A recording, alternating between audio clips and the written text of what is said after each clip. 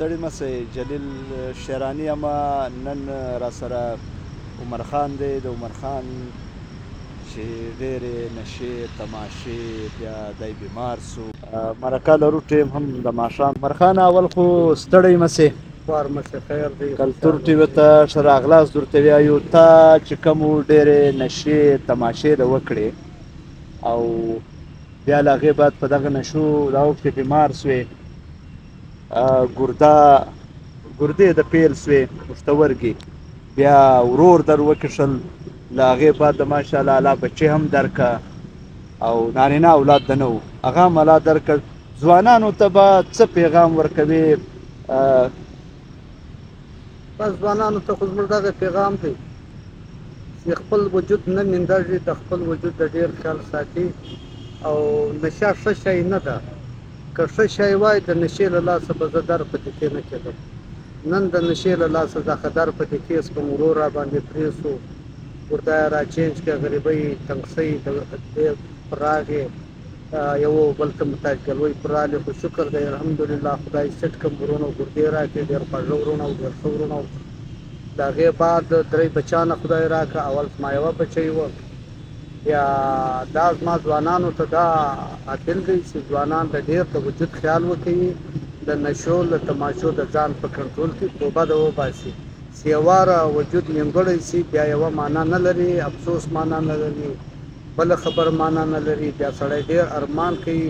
په هغه تر ژوند پسې خو اتر ژوند په لاس نه وراځي زما دا درخواست دی ځوانانو ته دا محفل دی چې له نشو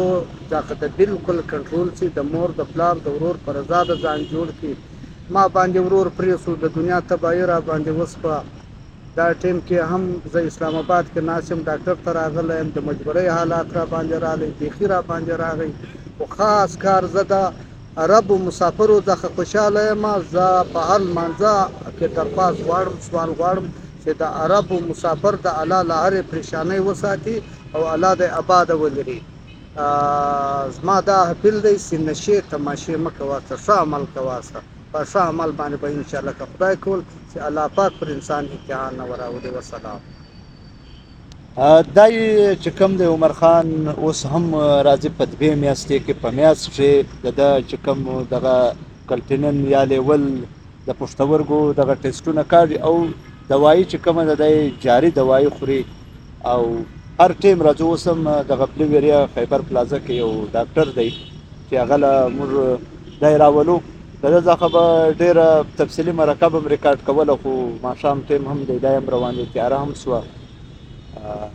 انشاءالله د راتلونکي کې به بیا د ده دغه خبرې په تفصیل هم ورسره غږاږو دی اوس هم دوایانې اخلي اوس هم راځي دغه دوایانې کوي او دی وایي چې د ګردې عمل نشه وه د نشې په وجه د ده دغه ګردې فیل شوې د پښتورګي او خو د الله فضل دی چې ورونو ډېر ننګ باندې وکړ او الله د دغسې ورونه هر چا ته ورکړي امین